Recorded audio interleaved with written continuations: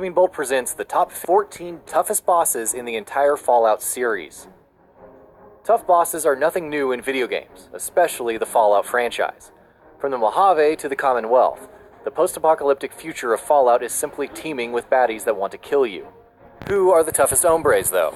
And who are the bosses that take nearly everything and the kitchen sink to take down? Let's take a look at the 14 toughest bosses in the entire Fallout series. Please keep in mind that this list is ranked in ascending order.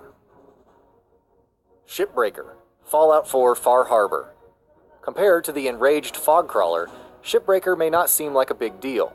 And it's not, though it's several tiers above the ghostly Fogcrawler. Its ability to scale to the player's level and immunity to poison and radiation still make it a force to reckon with in Far Harbor. Regardless, consider this one of the weaker bosses in the series. Legendary Mirelurk Killclaw, Fallout 4.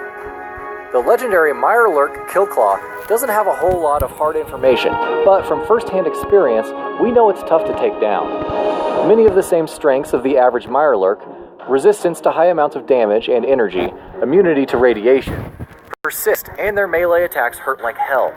Circle strafing is your friend. Just remember to watch where you're going. Super Mutant Behemoth, Fallout 3. There are 5 Super Mutant Behemoths in Fallout 3, and they're each level 15. Possessing 0 damage resistance, they don't seem like that big of a deal, until you run headfirst into their 2000 HP health pool. Radiation immunity and some fairly strong hits via fire hydrant melee also ensure that there are no pushovers.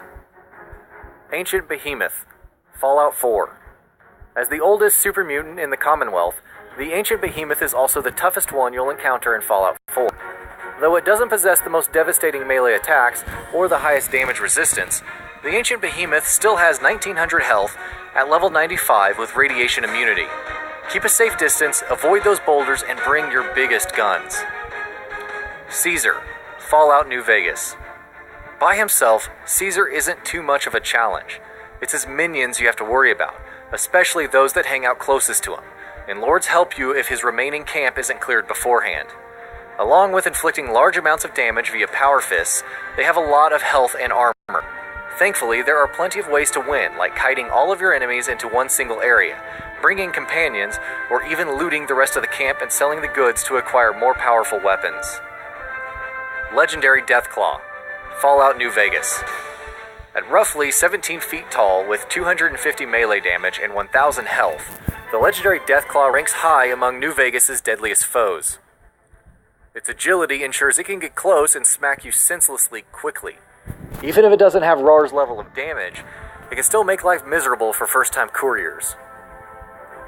Mythic Deathclaw, Fallout 4. Encountered from level 91 onwards, the Mythic Deathclaws are a well-balanced mix of terror and teeth. Their heavy melee strikes deal 350 damage, and they have upwards of 1,360 HP. Forget trying to control them either, since they're immune to Wasteland Whisperer. While not nearly as resilient as Enraged Fogcrawler, the Mythic Deathclaw can still catch you unaware in the base game.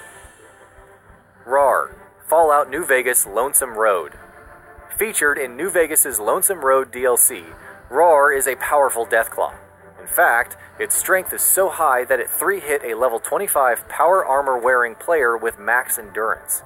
With 900 HP and 350 damage melee strikes, Roar is also incredibly fast and immune to most kinds of knockback. The Master, Fallout. Richard Moreau, aka the Master, is a pain to defeat. Along with a constant stream of super mutant guards, 500 HP, and 2 attacks per round, he deals a significant amount of damage. That is, by old-school Fallout standards. Pulse grenades are one of his few weaknesses, but it's also possible to defeat the Master by detonating a nuclear device in his base.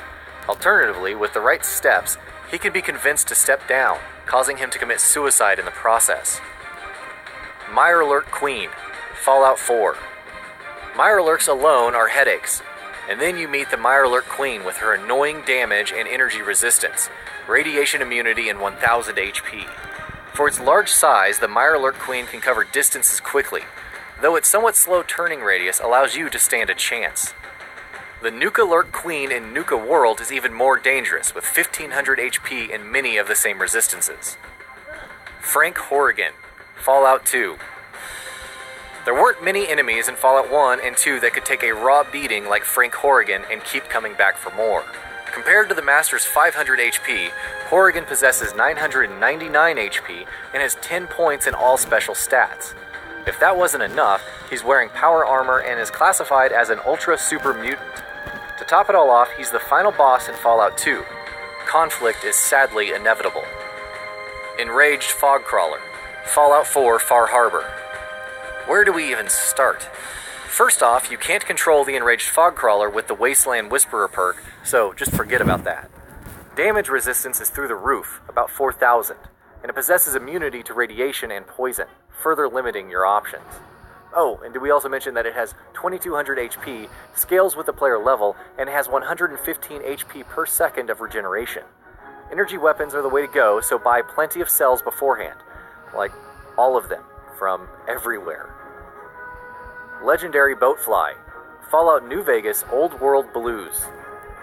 Even though it pales in comparison to the next New Vegas Fiend, the legendary Boatfly is still no slouch for the courier. Found in a mysterious cave at Big Mountain in Old World Blues, the legendary Boatfly's plasma projectiles are highly damaging. Along with the ability to frenzy when crippled, it deals 450 melee damage and has 2,000 health. It would normally be considered the toughest foe in the game if not for Liberty Prime, Fallout 4. Liberty Prime is the enormous robot under the Brotherhood of Steel's command. It's not a bad guy per se, but if you do fight the Brotherhood, activate Liberty Prime and then attack it, you're in for a bad time. Seriously, it has 5 million HP and 9 points in every special stat. Don't be fooled by its 100 melee damage either. Liberty Prime can shoot lasers and weapon bombs that deal 1,000 and 200 damage respectively. It also has Bloody Mess perk for 5% more damage, because why the hell not? And that'll be about it for this one. If you guys like what we're doing at Gaming Vault, please consider subscribing to our channel, and I'll see you guys on the next video.